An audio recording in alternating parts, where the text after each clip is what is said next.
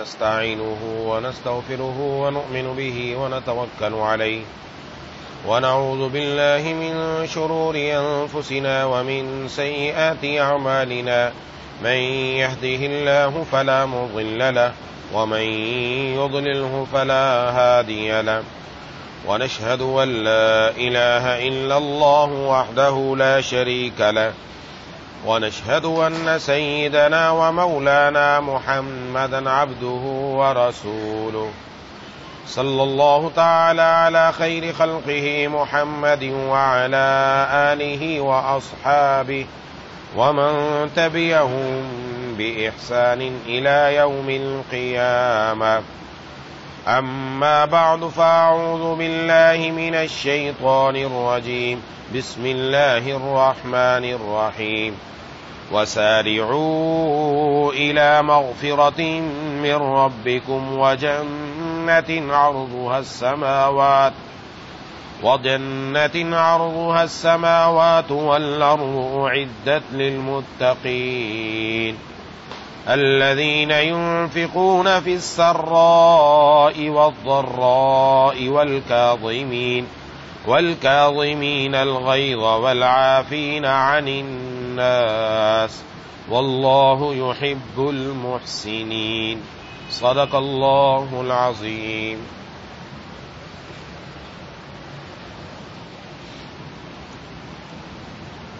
میرے دوستوں اور ساتھیوں،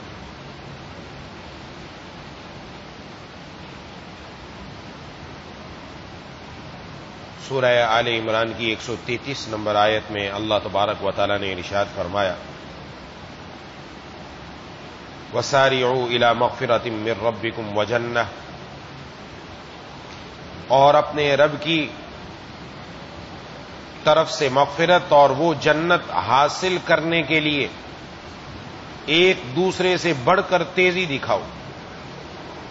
عرضها السماوات والارض، جس کی چوڑائی اتنی ہے کہ اس میں تمام آسمان اور زمین سما جائے.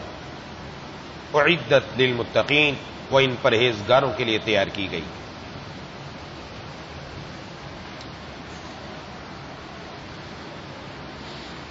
اللہ تبارک و تعالی نے انسان کی فطرت میں ایک دوسرے سے آگے بڑھنے کا جذبہ رکھا ہے. دنیا کے اندر چاہے مرد ہوں یا عورتیں ہوں، بچے ہوں یا جوان ہوں یا بوڑھے ہوں، کوئی بھی ہو، ہر ایک کے اندر جذبہ ہے کہ میں دوسرے سے آگے بڑھ جاؤں. عموماً یہ جو جذبہ ہے، یہ جذبہ دنیا کی چیزوں میں پایا جاتا ہے کہ دنیا کے معاملات میں ہم چاہتے ہیں میں دوسرے سے آگے بڑھ جاؤں. اس کے پاس اتنا پیسہ ہے، میرے پاس اس سے زیادہ ہو جائے. اس کے پاس مکان ہے، میرے پاس اس سے بڑھ کر اچھا ہو جائے.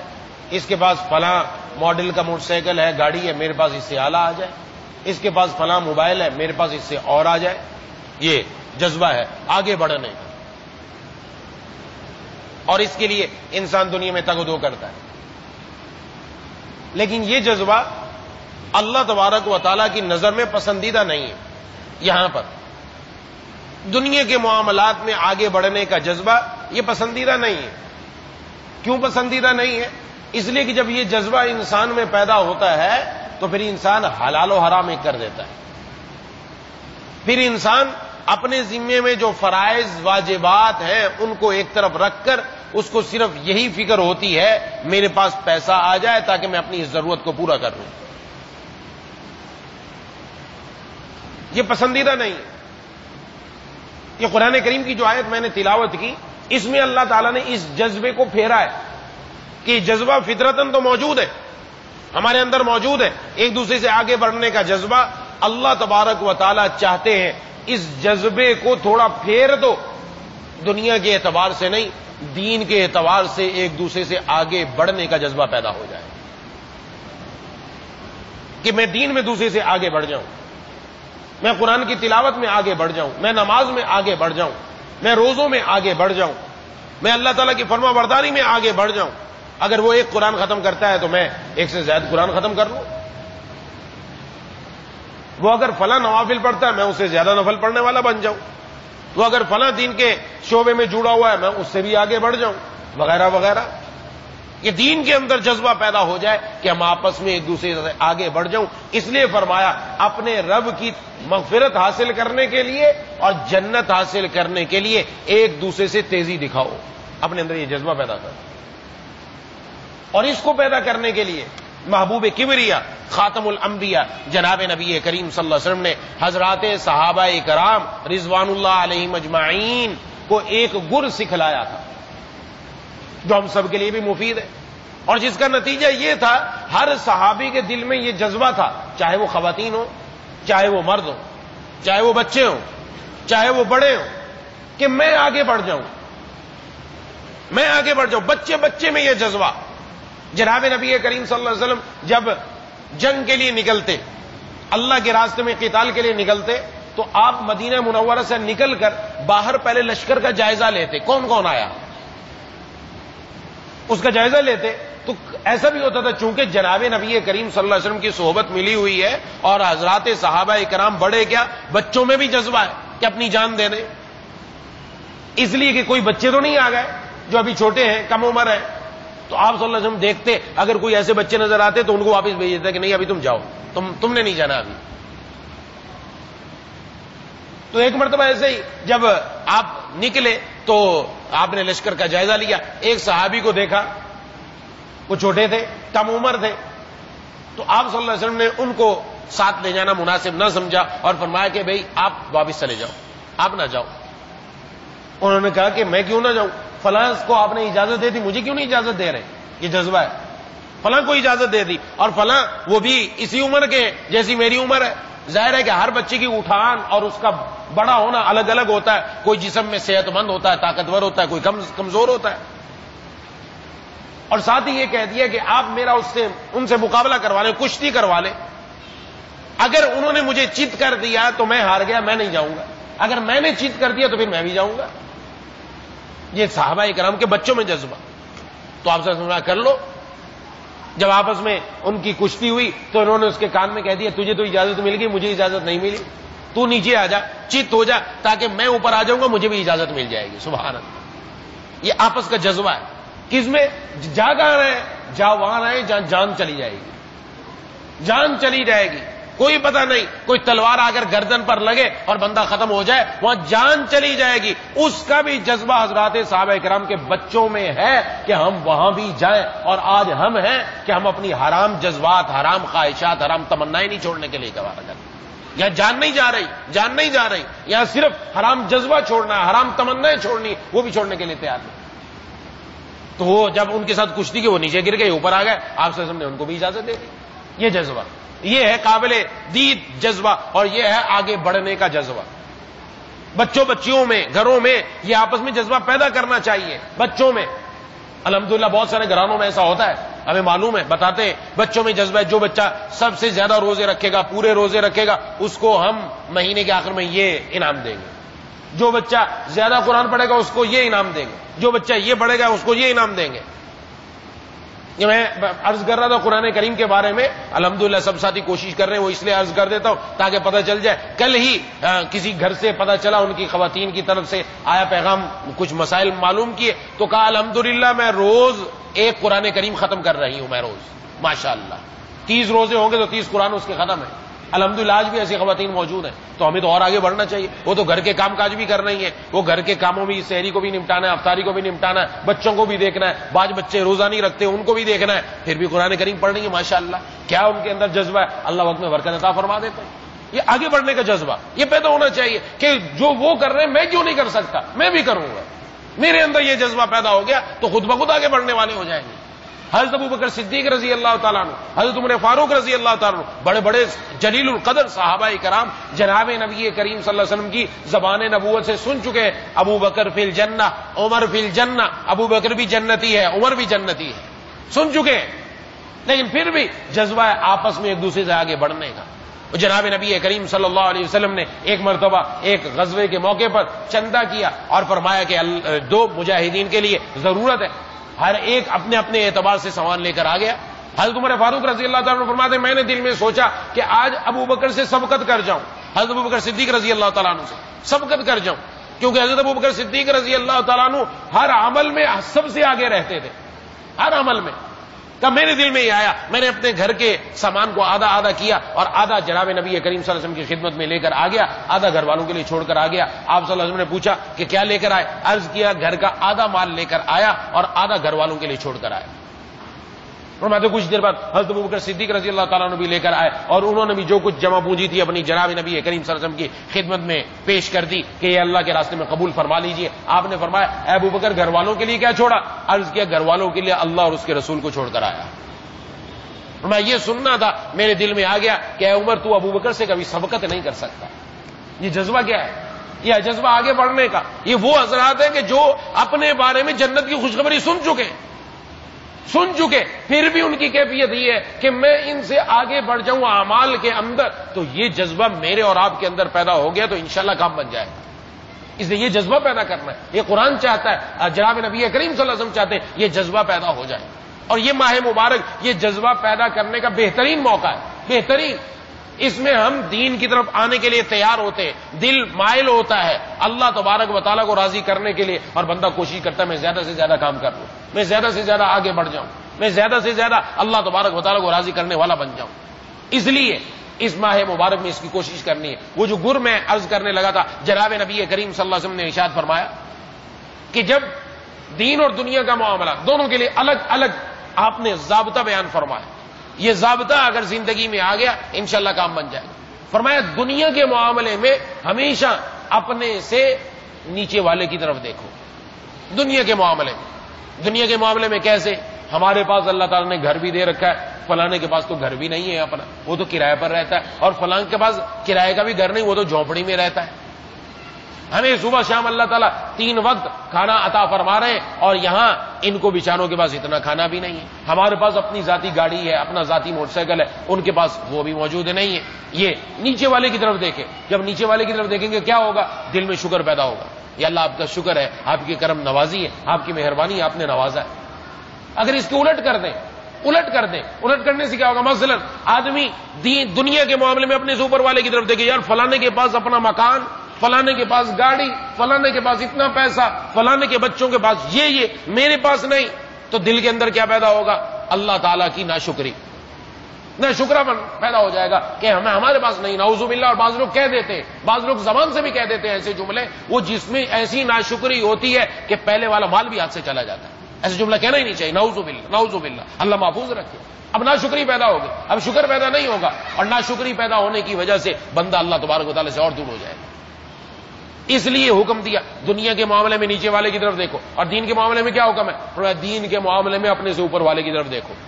دین کے معاملے میں اوپر والے کی طرف دیکھنے کا کیا مطلب؟ کہ فلاں آدمی وہ بھی مجھ جیسا ہی ہے، لیکن وہ تو ماشاءاللہ سارے اعمال میں لگا ہوا ہے، اور میرے اندر کمزوری ہے، میں کم کر رہا ہوں۔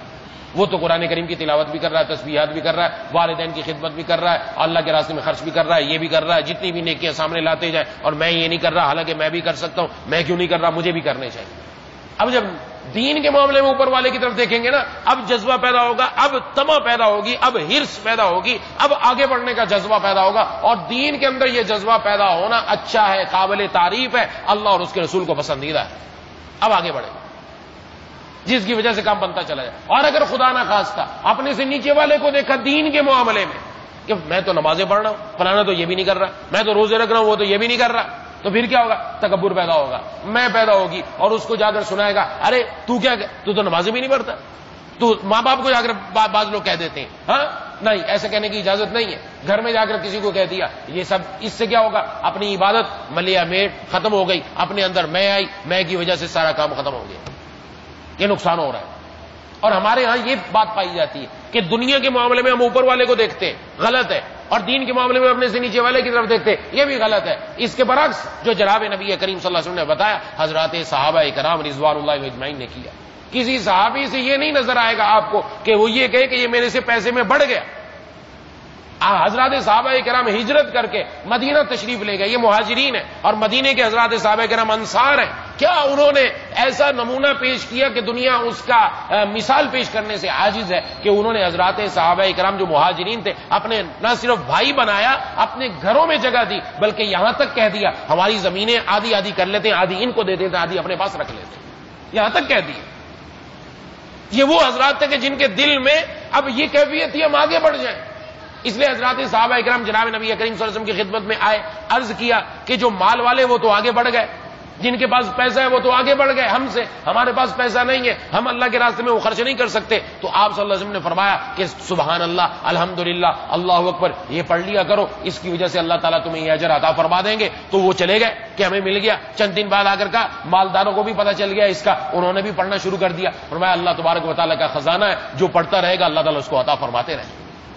اب جو کم ہے پیسے کے اعتبار ان کے اندر جذبہ ہے کہ ہم بھی اللہ کے راستے میں دینے والے بن جائیں، اور جو جذبہ رکھتا ہے ایسا، حدیث شریف کا مفہوم ہے ایک آدمی جس کو اللہ نے پیسہ دیا، اس کو اللہ نے علم بھی دیا، پیسہ بھی ہے اس کے پاس، علم ہے، کس چیز کا علم ہے؟ یہ پیسہ میں نے کہاں کہاں خرچ کرنا ہے، کہاں کہاں خرچ نہیں کرنا، میں نے کن کن جگہوں میں خرچ کرنا ہے جہاں اللہ اور اس کے رسول راضی ہو جائے، اور جہاں خرچ نہیں کرنا اللہ اور اس کے رسول ناراض ہوتے ہیں وہاں نہیں خرچ کرنا۔ وہ بندہ پیسے کو خرچ کرتا ہے اللہ تعالیٰ کے راستے میں، اس کو تو ثواب ملتا ہے۔ ایک دوسرا آدمی ہے اس کے پاس علم ہے، پتہ ہے مجھے یہاں خرچ کرنا چاہیے، یہاں اللہ کا رستہ ہے، یہ اللہ کا رستہ ہے، یہ اللہ کا رستہ ہے، یہاں فضول خرچی میں نہیں کرنا، یہاں غلط جگہوں میں نہیں خرچ کرنا۔ پیسہ نہیں ہے، دل میں تمنا رکھتا ہے یا اللہ جیسے اس کے پاس پیسہ اگر میرے پاس ہوتا میں بھی ان جگہوں میں خرچ کرتا۔ حدیث شریف میں ان دونوں کو اللہ ثواب برابر عطا فرمائیں گے۔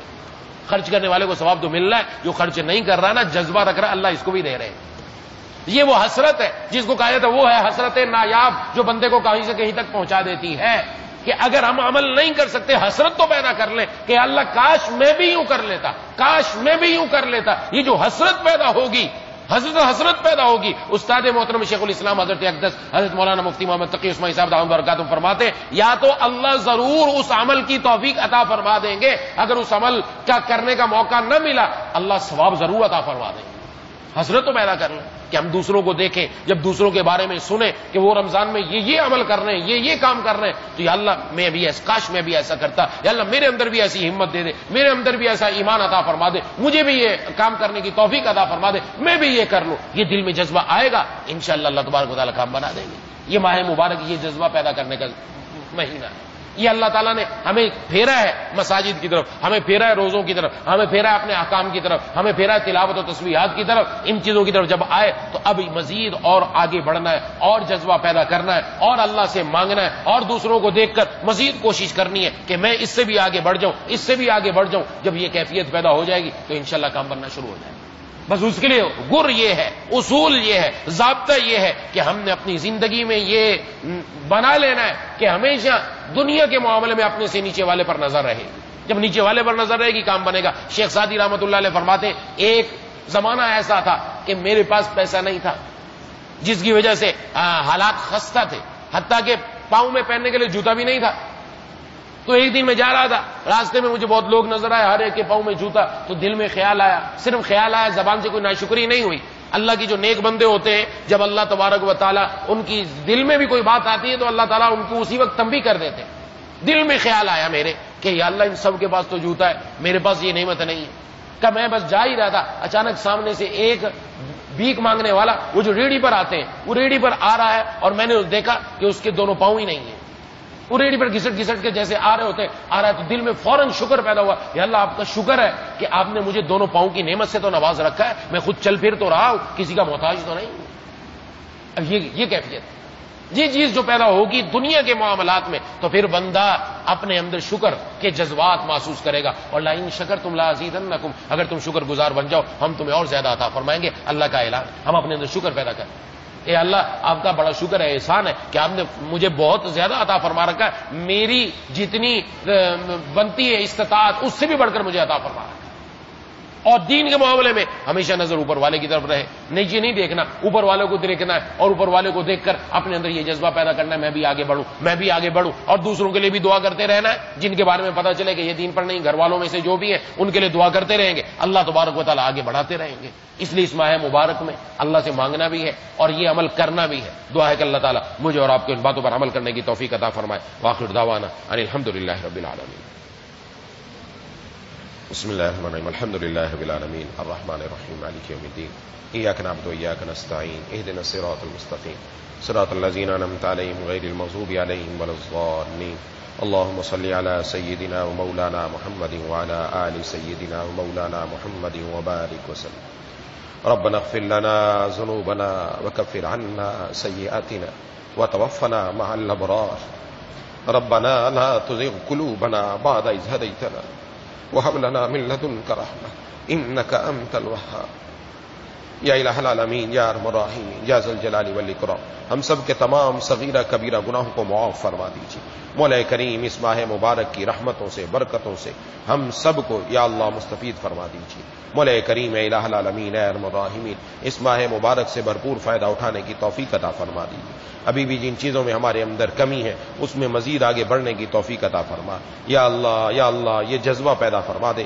جس کے بارے میں آپ نے فرمایا سارعوا الی مغفرۃ من ربکم وجنہ یا اللہ یہ والا جذبہ ہمارے اندر پیدا فرما دیجیے مولا کریم الہ العالمین اے ارحم الراحمین یا ذی الجلال والاکرام یا اللہ یا مالک الملک یا احکم الحاکمین سلامتی اعضاء سلامتی ایمان کے ساتھ زندہ رکھیے سلامتی اعضاء سلامتی ایمان کے ساتھ دنیا سے اٹھائیے رقیق القلب رحیم المزاج حلیم الطبع بنا دیجیے قلب سلیم فہم سلیم عقل سلیم عطا فرما دیجیے عقل سلیم پر فضل عظیم عطا فرما دیجیے جیسا آپ کے محبوب صلی اللہ علیہ وسلم چاہتے ہیں ویسا ہم سب کو بننے کی توفیق عطا فرما دے ہر قسم کے گناہوں سے ہم سب کی حفاظت فرما دیجیے ہمارے دائیں بائیں اوپر نیچے سامنے پیچھے ہر طرف نور پیدا فرما دیجیے ہمیں ہر قسم کے مصائب پریشانیوں تکلیفوں سے حفاظت فرما دیجیے اللہم کل خیر لکل مسلم و مسلمہ اللہم ارحم امت محمد صلی اللہ علیہ وسلم ربنا تقبل منا انك انت السميع العليم وتب علينا انك انت التواب الرحيم صلى الله تعالى على خير خلق محمد وعلى اله وصحبه آمين يا رب العالمين.